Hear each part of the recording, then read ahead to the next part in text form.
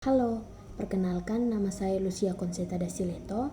Di sini saya akan menjelaskan mengenai tablet konvensional. Jadi, tablet adalah sediaan padat oral yang paling banyak digunakan dalam dunia farmasi. Tablet dibuat dengan cara pengempaan, serbuk atau granul dan dirancang untuk melepaskan obat secara langsung setelah dikonsumsi.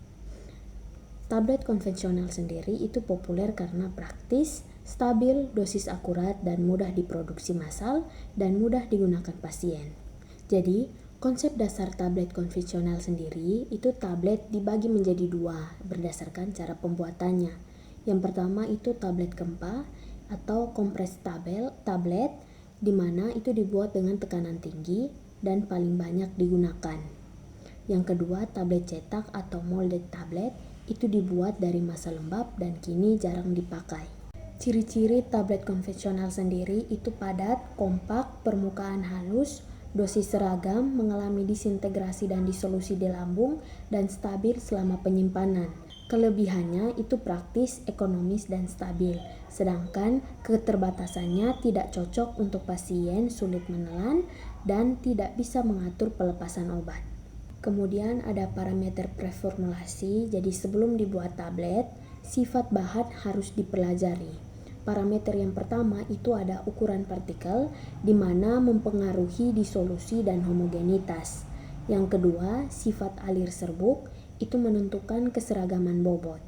Yang ketiga, kompresibilitas, itu menentukan kekuatan tablet.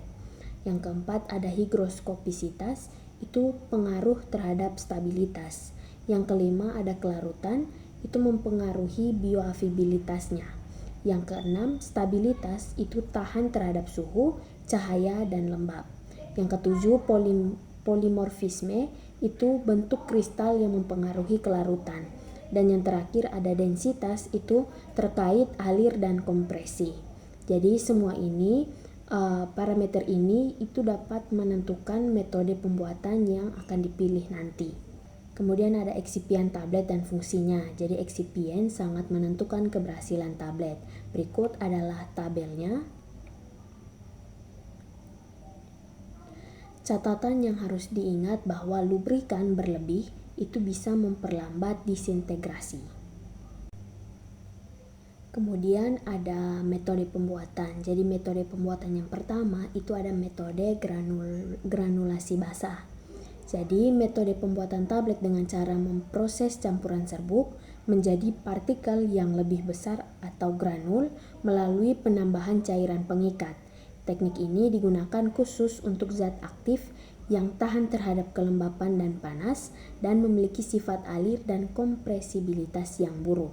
Tujuan utamanya itu meningkatkan sifat alir, mengubah serbuk halus menjadi granul agar aliran massa ke mesin cetak lebih stabil.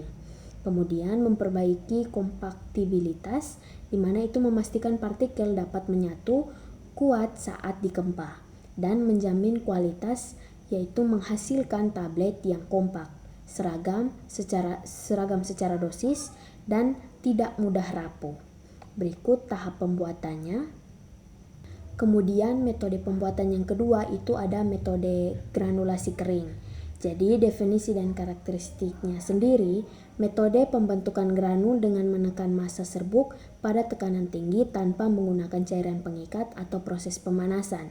Metode ini merupakan pilihan utama untuk zat aktif yang pertama termolabil atau sensitif terhadap panas, kemudian hidrolisis itu sensitif terhadap kelembapan atau air dan memiliki sifat alir dan kompresibilitas yang buruk. Tujuan utamanya itu meningkatkan sifat alir dan kemampuan gempa atau kompaktibilitas massa cetak. Kemudian yang kedua itu mencegah segregasi komponen tanpa merusak zat aktif yang tidak tahan panas atau lembab. Berikut tahap pembuatan tablet dengan granulasi kering.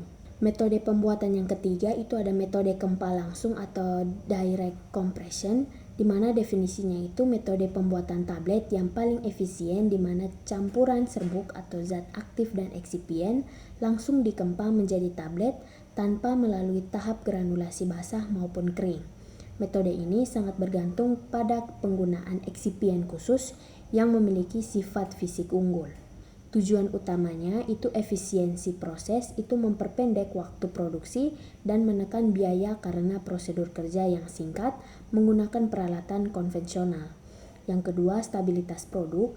Jadi itu menjamin integritas zat aktif dengan menghindari penggunaan air dan proses pengeringan yang dapat merusak bahan termolabil.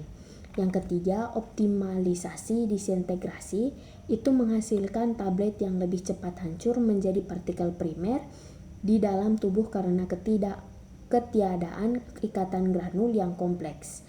Dan akurasi dosis, di mana itu menjamin keseragaman kandungan melalui pemilihan material pendukung yang memiliki ukuran partikel konsisten. Berikut tahap pembuatan tablet dengan metode Kempa langsung.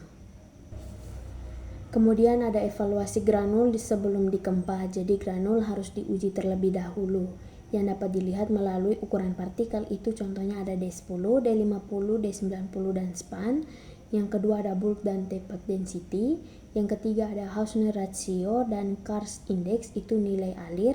Yang keempat itu ada angle of repose, itu kurang dari 30 derajat, itu sudah sangat baik. Dan kemudian ada laju alir atau flow rate.